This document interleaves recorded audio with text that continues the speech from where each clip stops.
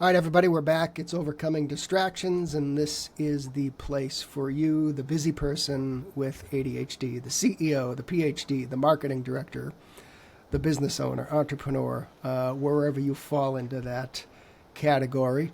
But you're all welcome. But that is the type of things we discuss is to help you sort out life as a person with ADHD, or if you think you have ADHD. And I like to say we don't need a piece of paper to join here. I'm going to dig right into this because it's something that, as you know, we've talked about burnout here numerous times. I wrote a book about burnout, and I'm thinking of tweaking it a little bit to add to dig in more to the experience of what it feels like to be chronically stressed or burned out. And I think a lot of you out there with ADHD can probably relate to this conversation. But I think a lot of us have fallen into that category of chronic stress. Life happens, business happens, demands increase. Throw in other responsibilities such as kids, caregiving. Some of us are taking care of aging parents, so to speak, and this conversation starts to get a little more complicated. Burnout, chronic stress, I don't think is as easy as people think. It's a complex thing.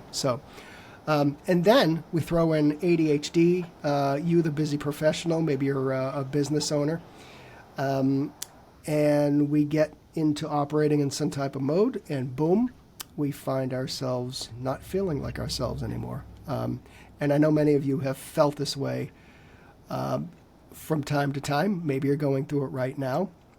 So I want to explore not only how and why some of us maybe can feel this way sometimes, or maybe we're feeling this way right now, but maybe some different modalities to make ourselves feel like ourselves again, right? So I have Dana Hargus. She is the founder of Restore ADA. I think I got that right. Yes. Okay, awesome. All right.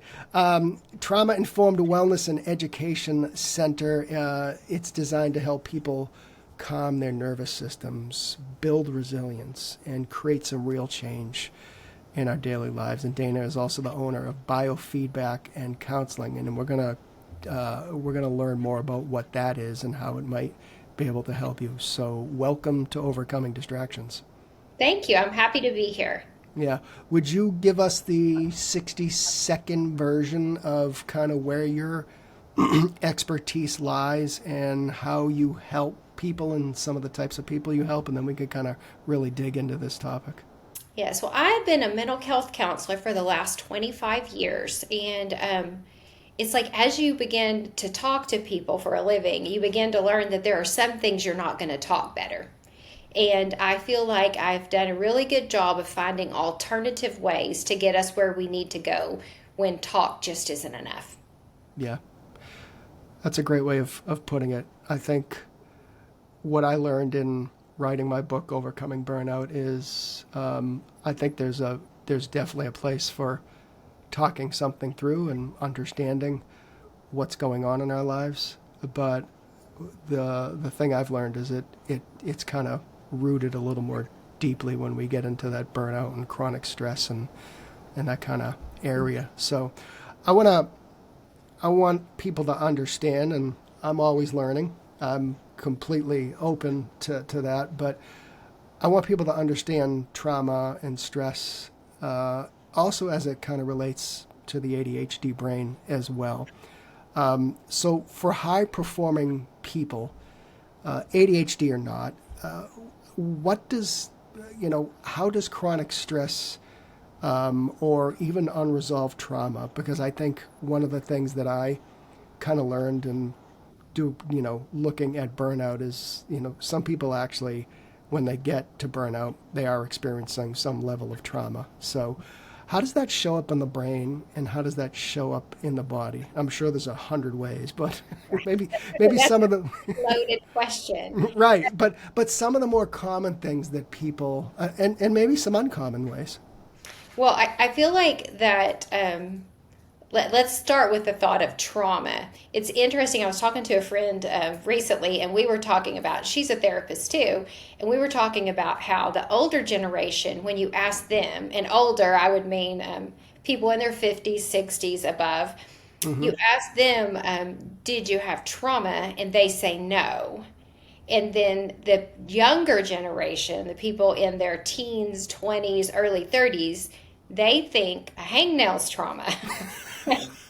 It's very weird because the folks that say we have no trauma, then as you begin to talk, at some point you see, like, oh, my mom passed away when I was 11, Mm-hmm.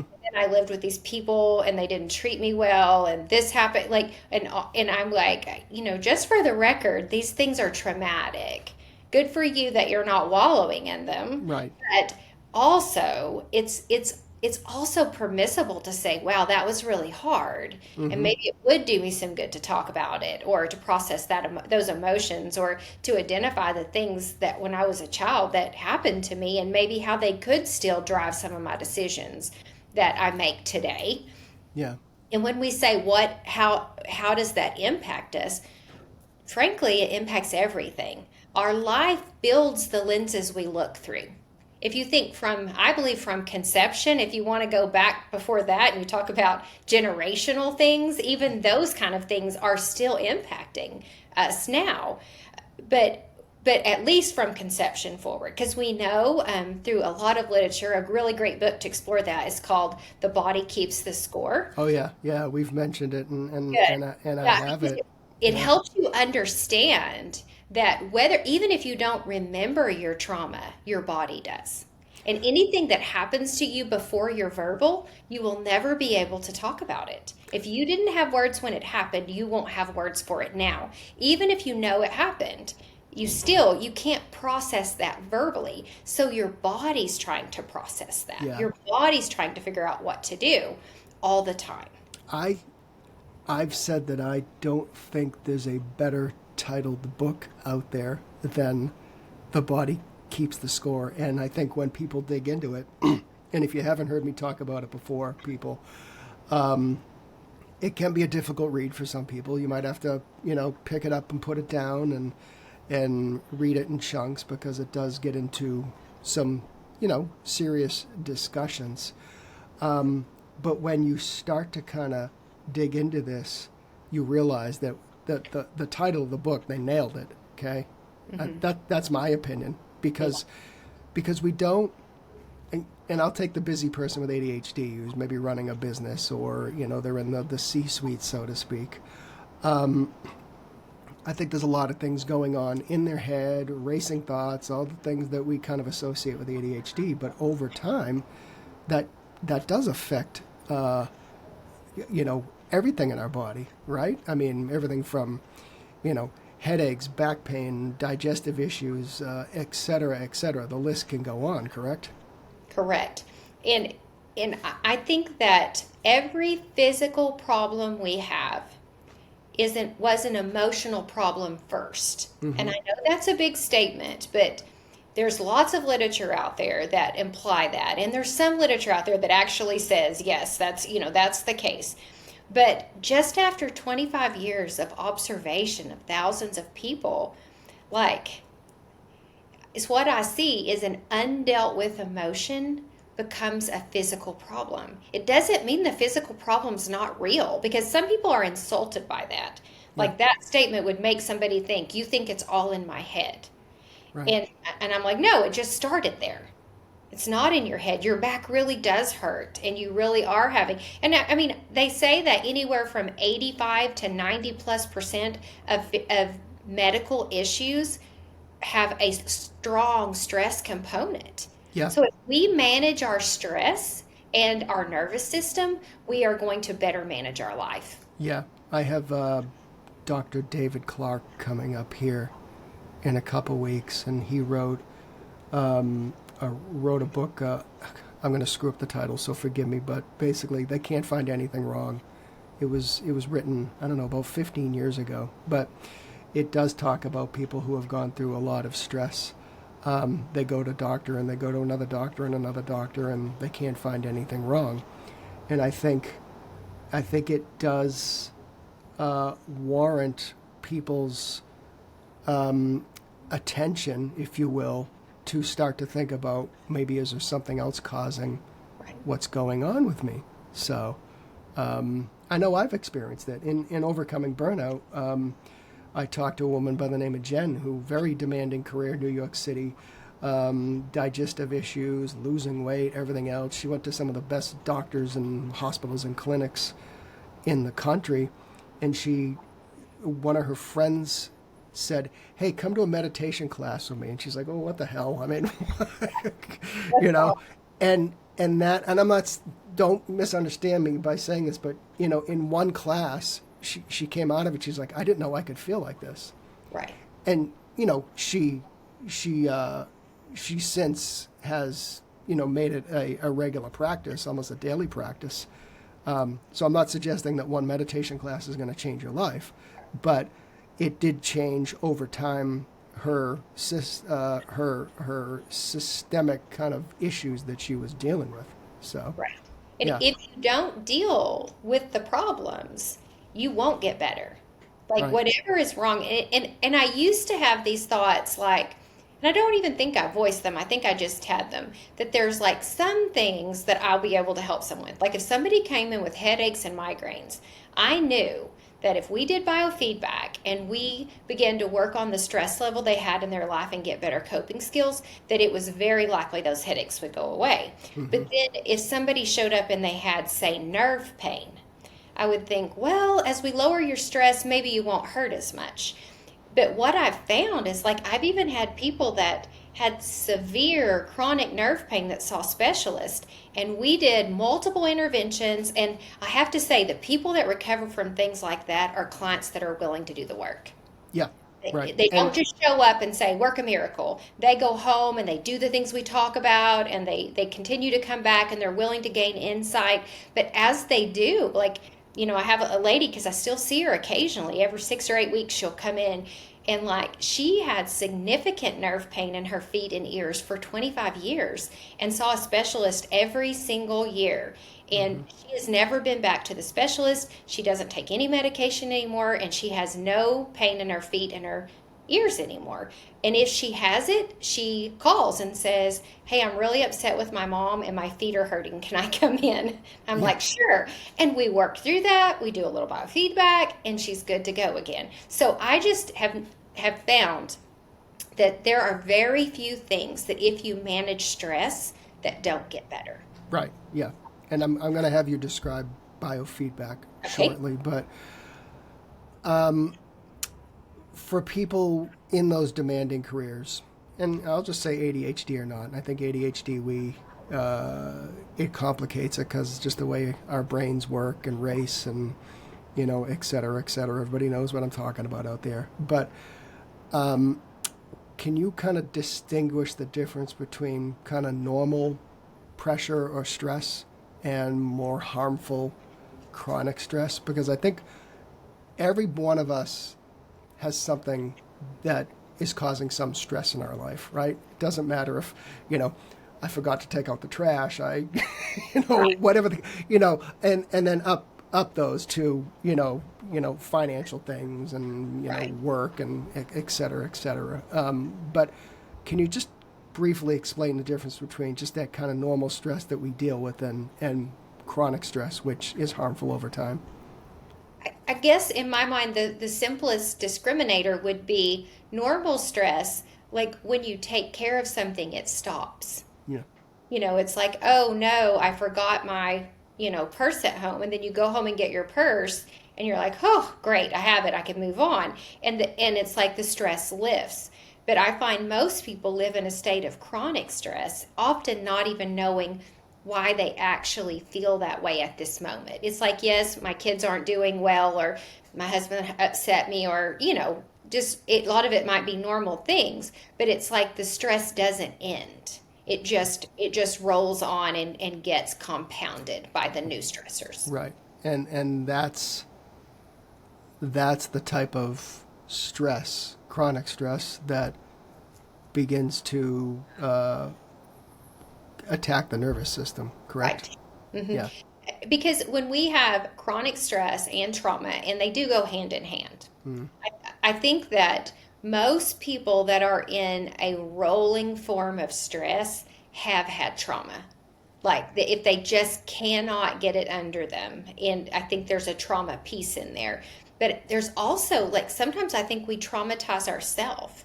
We don't sleep enough, we don't eat right, we don't exercise in any kind of normal way, or we do a HIIT class that lasts 90 minutes 5 times a week. It's like we don't modulate well. Like, what do I need to do to take care of me? And what does that look like? Well, people come in with panic attacks carrying a monster drink. To me, that feels crazy. Yeah. You're drinking massive amounts of protein and you're crying because you can't stop having panic attacks. And you haven't thought to put that down and get yourself some water. Yeah. That doesn't make sense to me, but that is the state of our society right now. And I don't think it's stupidity as much as it is, it's almost like we've abdicated the responsibility for our own body to others, to a doctor, to, it's like we don't even think how we wouldn't dare drive our car without gas or changing the oil or, doing the things and then be surprised when the car burned up. But Yeah. we do not even have a great understanding of what can I do to settle my body down. And shouldn't I do that every single day and not wait until the weekend and crash? I'm not bashing traditional medicine, so I just want to make that statement. But I will say that most of the people I interviewed for Overcoming Burnout went to a doctor, went to another doctor, went to another doctor. I don't think in any case of people I've talked to, either for the book or after, the doctor sat down and said, "What's going on in your life? What's your job look like? What's are you stressed out about anything? Are you in the sandwich generation? Are you whatever and I just think the cynical me says there's a dollar figure because I'm like, all right, let's go run a blood test, let's go to this lab, go see this specialist, but the other part of me is like, I just wonder why they don't ask the obvious question, right? Right, but I feel like there's a lot of reasons why. One of which is, I have medical clients, so I have a new level of compassion that I didn't used to have when I hear them upset about the fact that they have 12 minutes to do their job Yeah. to make sure somebody doesn't die. I mean, it's an important job to limit to say, and obviously they could stay longer, but then they don't meet their quota, and then if they don't meet their quota, this happens and that happens, and you're supposed to, like, it's a little bit crazy to me. Mm-hmm. I can't imagine if somebody gave me 12 minutes and said, get it done, Yeah. that doesn't seem reasonable. So our entire system is built. And then the other thing is they aren't trained on the practical end of things. They haven't spent a lot of time learning about nutrition. They haven't spent a lot of time learning about what supplements might be helpful. And honestly, the American Board of Medical whatever does not approve of them talking about supplements. So Yeah. it's very, our system is very ineffective. Yeah. No, I mean, that's a fair point because I do take my father to medical visits, and you're right. It's like some of them are like 12 minutes and then you're Right, out the door. you're and off. Yeah. So, so I can totally get that.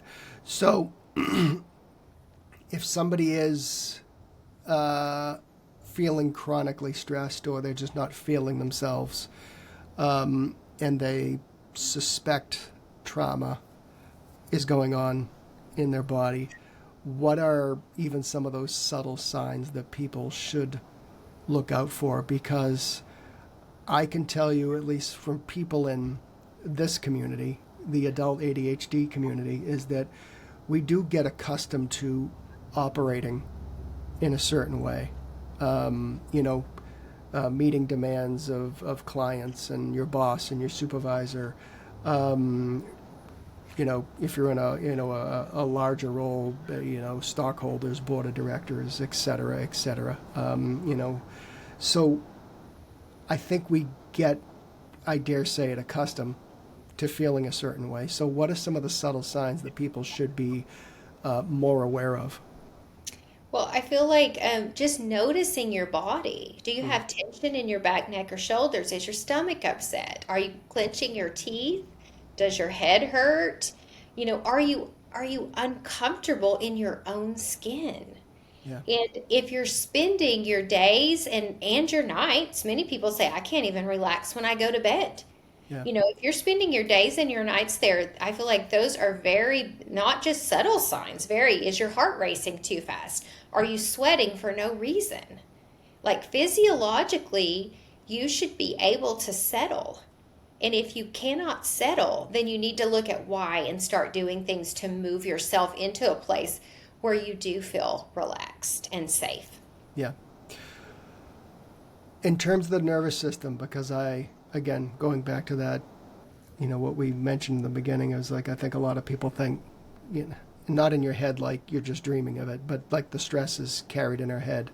Um, it's a lot more complex than that. So, what what does it mean when somebody's nervous system is, and I'm not even sure what the term to use is, uh, in overload or override or taxed I or usually so say dysregulated. dysregulated? Okay, that's great. Okay, thank you. So, what is going on? I think one thing I will say about ADHDers is we kind of do want to understand what's going on, with us. So, Well, I think a simple explanation is when faced with a problem, and it can be that can be, my boss yelled at me, or that can be I had a car wreck, or my mom died. Like problems can absolutely run the gamut.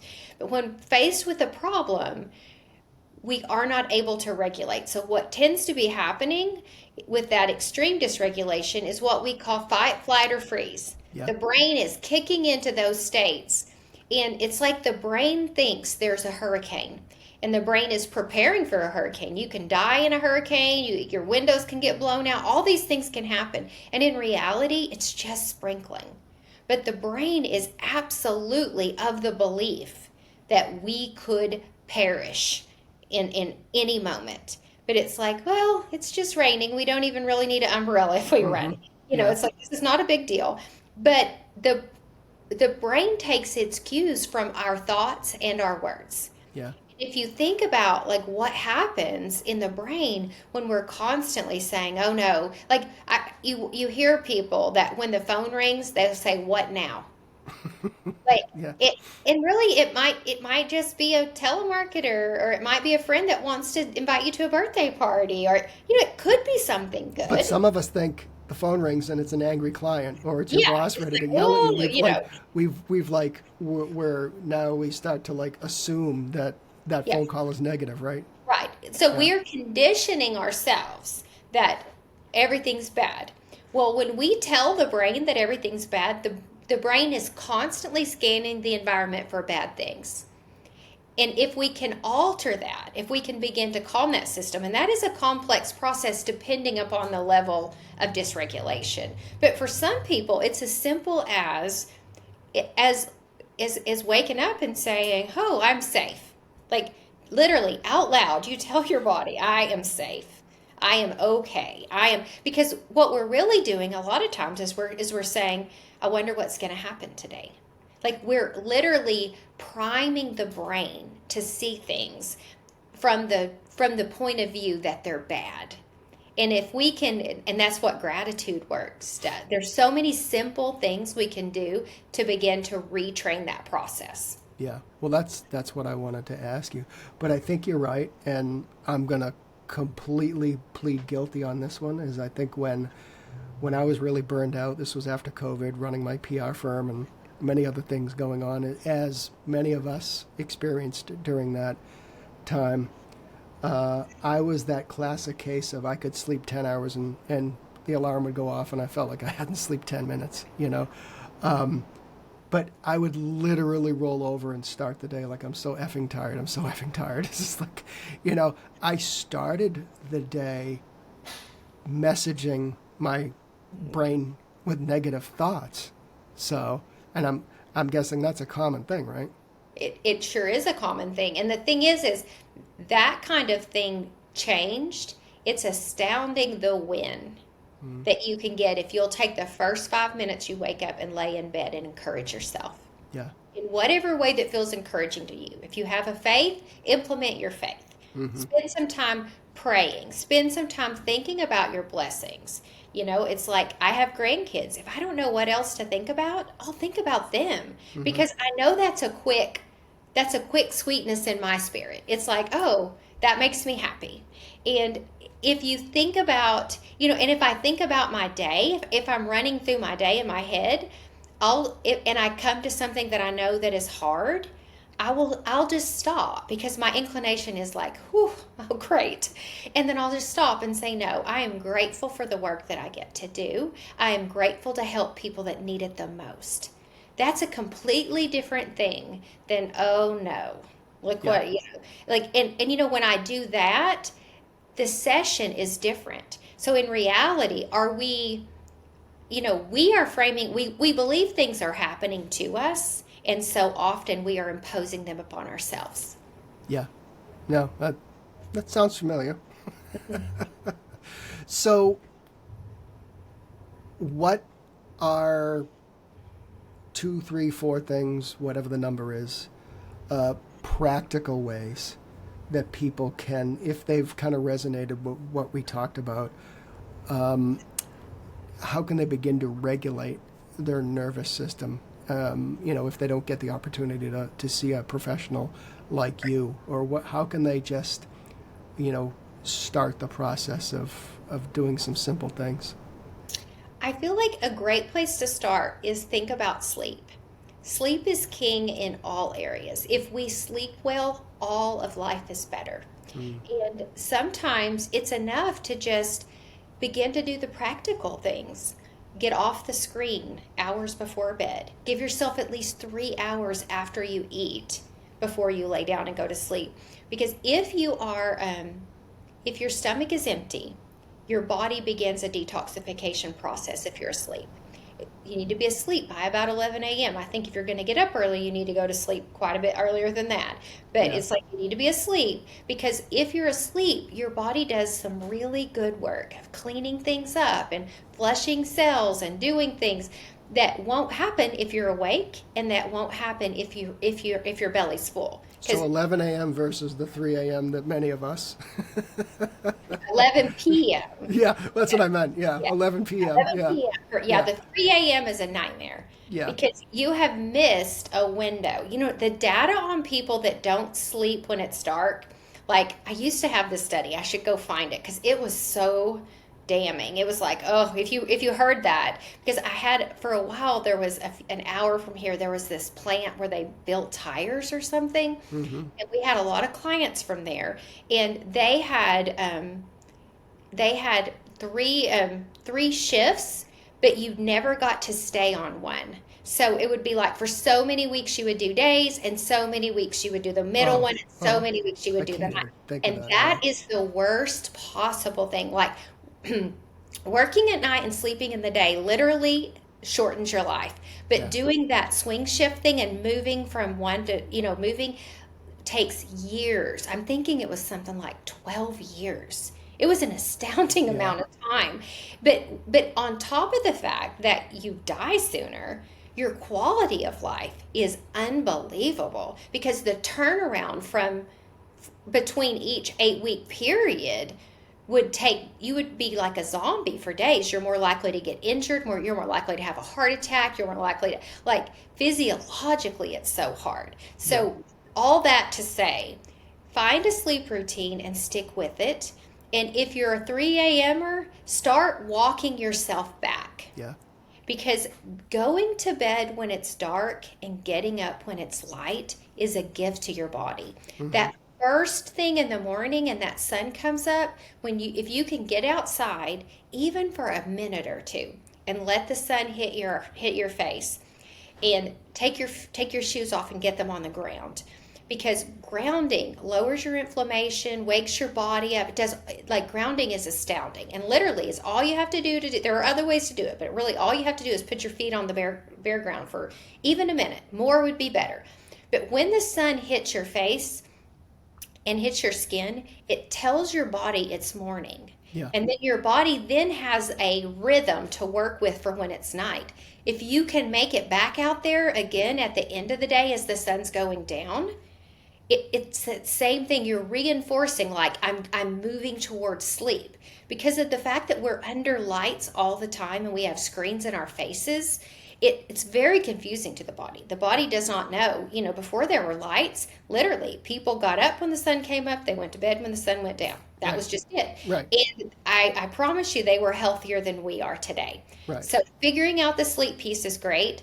Another thing is begin to make substitutions in your habits. Like, if you don't do any exercise, tell yourself 3 or 4 days a week, I'm going to walk for 15 minutes. And if you just walk away from your home for 7 minutes, turn around and walk back. Like, that is not undoable. But what I find is people are willing to do that. Before long, they're walking for 30 minutes or 40. They're like, I do feel better. I really enjoy this. And if you can walk or exercise in any way with a friend, and you combine the fact that you're moving and that you're having interactions that are positive and reinforcing, you're more likely to keep doing it, and you're happier. So there are so many different things that are really not that hard. Because some people say, I don't do water. If you don't do water, your life is not going to be as good. Every part of you needs water. Your brain is supposed to float in water. Your intestines need water. Your cells need to get cleaned by water. All of those things. The number one cause of fatigue and headaches is dehydration. Yeah. Yeah. And Dr. Pepper won't do it, and lemonade won't do it. And Well, it's that's like, what people think. Oh, I had a Coke. yeah, no, it's like you really need water. And the higher the quality of water, the better outcome. Well, it's interesting because so many of us thrive on caffeine, myself included, but that actually does dehydrate you, right? So we've You got need to more kind of, water. Mm-hmm. yeah. So I like to say I don't speak to anybody in the house until I have my coffee. So, but we do drink water during the day. So That's good. yeah. So I want to make sure people understand biofeedback as well before we go. So can you just explain what biofeedback is, how it's used, how it helps people? Yes. So biofeedback is the use of a computer to alter the brain.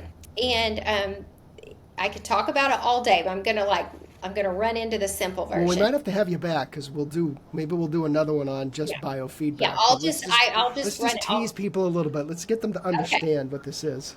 So let me say biofeedback can be used for ADHD, pain, anxiety, addiction, depression, behavioral issues, poor sleep. Like the list goes, PTSD, traumatic brain injuries. So biofeedback is kind of the broad term, because biofeedback is any way we give information to the body. Okay. But what we do more specifically is called neurofeedback, and that is giving information to the brain. And just like you can go to the gym and exercise your body and make it stronger and more flexible, this technology can exercise your brain. And your brain is making frequencies all the time. And we put electrodes on your head and nothing goes in them. The reason the electrodes go on the head is to give the brain, is to allow us to look at the brain waves, because our brain waves are there all the time. Most people are making a lot of activity and are overstressed. So instead of being calm and focused, the brain is kind of in overdrive. It's like I wouldn't say that's everybody, but I'd say that's 90+% of the people. Sometimes a stroke victim might have an under aroused brain, or somebody that's had a car wreck. There are reasons you would have that, but most people, what we're trying to do is restore calm, focus, and flexibility. And the way that would happen is you look at a screen, say we pull up, there's lots of different ways you could do it, but it all does the same thing. And you pull up a YouTube video. And then there's a filter that goes on the YouTube video. And when your brain is doing what we want it to do, and that's kind of where the complexities come in, like that's determined through an intensive interview and information and things like that. So when the brain's doing what we want it to do, the screen is wide and you can see the picture and there's no fog on it and the volume's strong.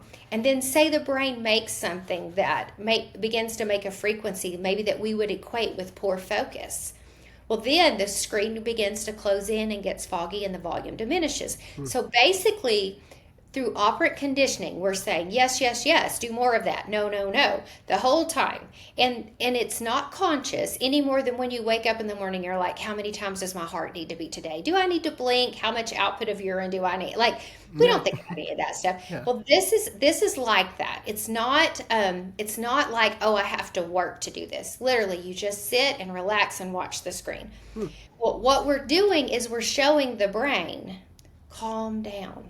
Yeah. Like, do more of this and do less of that. And in the session, many people will say, wow, I feel very different. I feel more relaxed. I'm able, even after, because years ago, 25 years ago, I would say, give me 10 sessions and you'll see progress. Now it is very uncommon that someone doesn't see something the first session. It wouldn't be permanent, because just like you're learning to play the piano or learning to ride a bike or anything else, the way to make biofeedback permanent is to continue to come. And then when we find what's good for you, we reinforce it by doing it week after week. And where the electrodes go on the head has a lot to do with what the problems are. So we start with a placement, and then we're like, okay, now we've got you sleeping better, and you're not angry anymore, and you feel less anxious, but you still aren't focusing. Well, we know that depending on the issues with focus, different parts of the brain, but the frontal lobe is super important in the right. area of focus and motivation. So then there would be an electrode placement change. And now we're going to focus on activating that frontal lobe and getting some things organized there. That sounds interesting. So I think maybe we should dig into that in a future discussion. So, because I think some of us do look for different ways to, accomplish whatever our goals are, and health and fitness and brain fitness and everything else, and throw in an ADHD brain, and some of us will try anything. So yeah. So yeah. Cool. How can people find you? Okay, I can be found at restoreofada.com. Mm-hmm. That's our website. And our email is contact@restoreofada.com. Okay, great. And we'll put that in the notes, as we say. So thank you so much for having this discussion, because I think many of us don't feel the way we may have, a period of time ago. And I think Right. a lot of it has to do with just being under the gun and the pressures of business and life and everything else. So, and just knowing that there are solutions out there. So thank you. Yes, well, thank you for having me. Absolutely.